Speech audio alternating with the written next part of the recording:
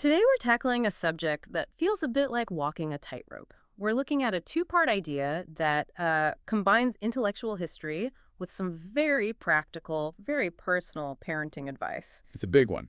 It is. We're starting with maybe the biggest question there is the Bible actually reliable as a historical record? And then we're going to apply that to one of the most debated topics out there, child discipline and spanking. And, the order there really matters. You can't have a productive conversation about biblical discipline if you haven't first sort of established why the Bible is worth listening to at all. Exactly. I think a lot of us have heard phrases like spare the rod, spoil the child, and we just assume, oh, that's a direct command. But is it? Mm. And even before that, why should we trust the text it comes from in the first place? Right. So that's our roadmap. We have to start with the historical backbone, specifically the Gospels and Acts. Because if those hold up under scrutiny, then the wisdom in places like Proverbs carries a completely different weight. Okay, let's start with the history then. And I want to be clear, we aren't just talking about blind faith here. You use a term, historical abductive analysis. That sounds intimidating. What does that actually mean? It does sound academic, doesn't it? But it's actually how detectives work.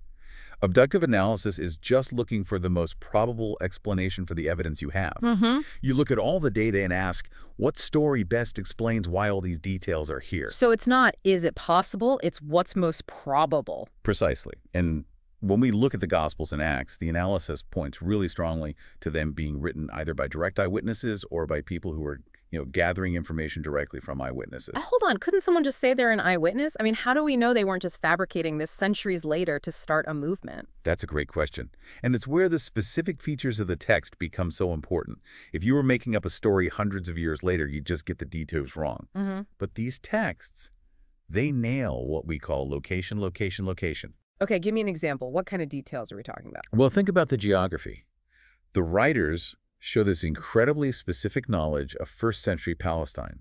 They know the towns, the topography.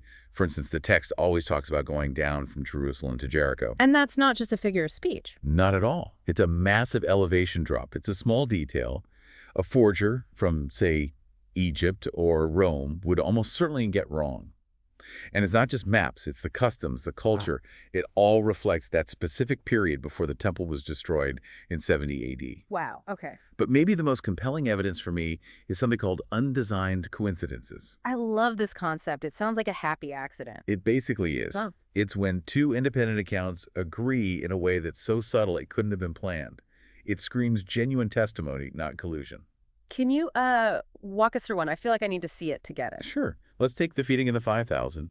It's in all the Gospels.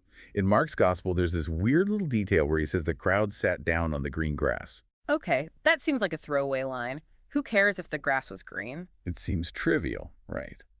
But then you flip over to the Gospel of John. John doesn't mention the grass at all. But what John does mention is that this all happened right before the Passover. I'm following. What's the connection? Well, in that part of the world, the grass is brown most of the year. It's scorched. The only time of year there's green grass is in the spring, after the rains, which is right around Passover. Whoa. So Mark gives you the visual detail, green grass, and John gives you the time of year. They confirm each other perfectly, but neither author stops to explain it. That's fascinating because if they were lying, they would have coordinated better. They'd have said, it was springtime, so of course the grass was green. Exactly. Liars over-explain. Witnesses just describe what they saw. And then you have the unnecessary details. This is the stuff that doesn't make the heroes look good, right? Right. If you're writing propaganda, your leaders are flawless. But the Gospels are filled with these embarrassing details. The disciples are constantly confused. They're clueless. They fall asleep when Jesus asks them to pray. I mean, Peter denying he even knows Jesus 3 times. That's not a great look for the guy who's supposed to lead the church. It's unbelievably embarrassing. And that's what historians call the criterion of embarrassment. You just don't include details like that unless you're committed to telling the truth, warts and all. So we have a text that looks and sounds like real history. It gets Right. the geography right, the culture, the human behavior. But then there's the big one, the resurrection. That's the linchpin, isn't it? You can trust the geography, but can you trust the miracle? That's the hurdle for a lot of people. Well, let's just apply the same analysis. We know the tomb was empty. Even the enemies of Jesus admitted it was empty. They just came up with a story that the disciples stole the body. So you have to explain the empty tomb, and you have to explain why hundreds of people claimed they saw him alive afterwards. People who were then willing to die for that claim. And that's the key. People die for what they believe is true all the time, but nobody dies for what they know is a lie. Exactly. If they stole the body, they knew it was a hoax. Yet they went to their deaths proclaiming he was alive.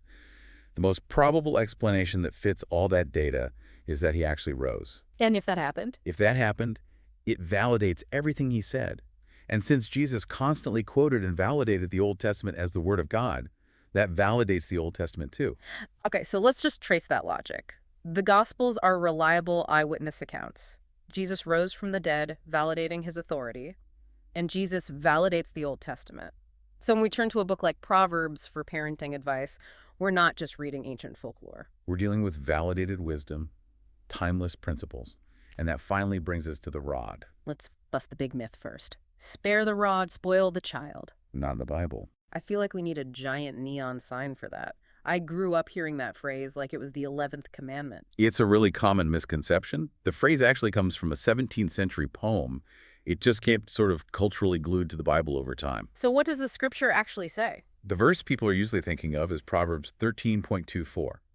And it reads, "Whoever spares the rod hates his son, but he who loves him is diligent to discipline him." That sounds intense. Hates his son.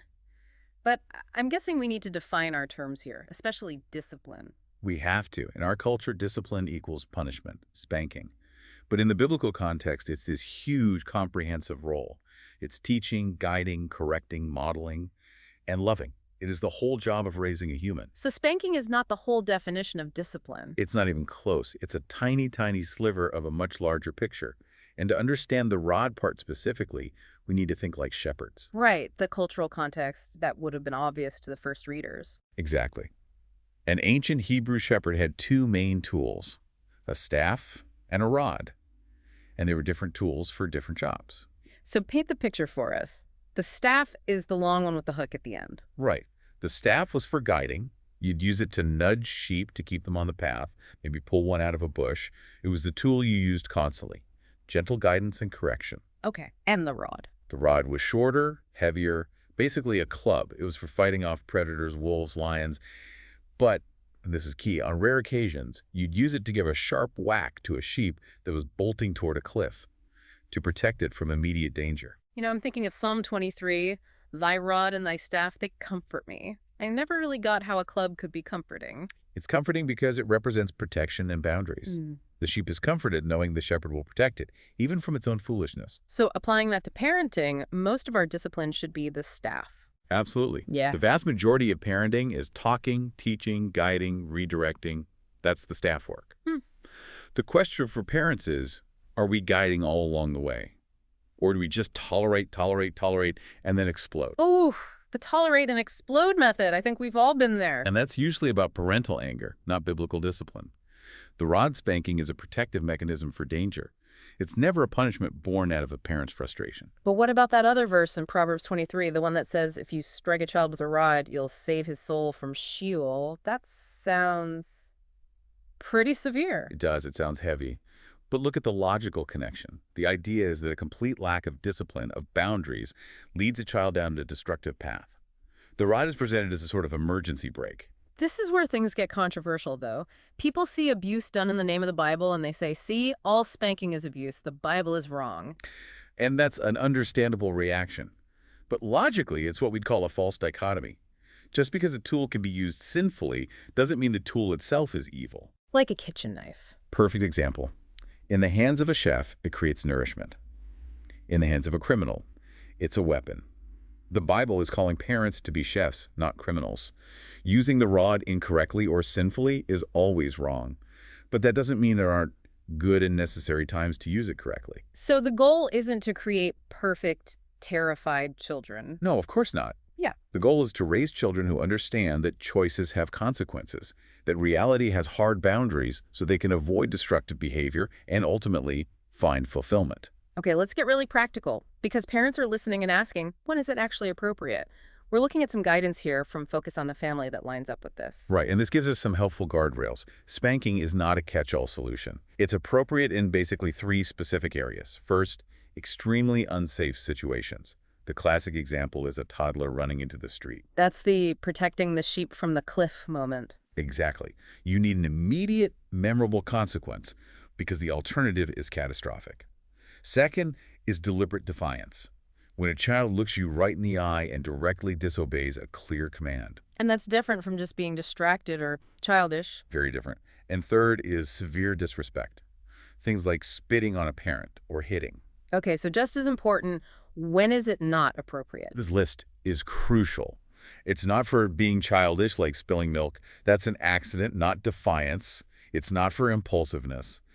And it's definitely not for accidents. If you spank for an accident, you're just teaching your child to be afraid of making mistakes. You are. You're breeding fear, not wisdom. So let's talk about the how, because there's a clear protocol here to make sure this is done in love, not anger. We have 5 principles. And number 1 is the foundation for everything else. Focus on love. It has to be done calmly. If you are angry, you are doing it wrong. It requires explanation before and immediate reconnection and hugs after. Reacting in anger just creates rebellion. That leads to number 2. Look for other options. Use the staff first. Spanking is for when other tools haven't worked or when danger is imminent. It should never be your default. If a timeout works, great. Number 3 is the big one for me. Maintain self-control. This is so hard. Kids know how to push our buttons. But if the parent is angry, the parent needs a timeout. Your role is a teacher, not a tyrant who's lost control. Spanking to vent your own frustration is sin. Period. Number 4 is about age limits, right? Spanking has an expiration date. It absolutely does. Developmentally, it's only appropriate between about 18 months and age 6 or 7. So we're not talking about spanking teenagers. Definitely not. Beyond age 7, it just breeds disconnection and resentment. At that point, your staff guidance, conversation, loss of privileges becomes your primary set of tools. You have to pivot. And the last one, number 5, privacy. Discipline is about teaching, not public shaming. You don't do this in the grocery store. The only exception is that immediate safety hazard, like the street. Otherwise, it happens in private to preserve the child's dignity. You know, when you lay it all out like that, it's such a different picture. We started this whole conversation asking if we can even trust the Bible. And the historical evidence, the green grass, the empty tomb, it all points to yes. This isn't just a collection of myths. And because we can trust the text, we can trust its wisdom on parenting. But we have to read it right. It's not about angry hitting. It's about shepherding. It's the balance of the staff and the rod, guidance and protection. And realizing that those boundaries, whether from a gentle nudge of the staff or a rare correction of the rod, are actually a form of love. It all comes back to that idea of comfort from Psalm 23. It does. And here's a final thought for you to mull over. If the biblical purpose of the rod is to save the soul and provide comfort, how does our whole view of discipline shift if we start seeing boundaries not as restrictions on a child's happiness, but as the primary way a child learns that they are safe, valued, and deeply loved? That is something to chew on. Thanks for walking us through all this, and thank you for listening. It was my pleasure. We'll see you next time.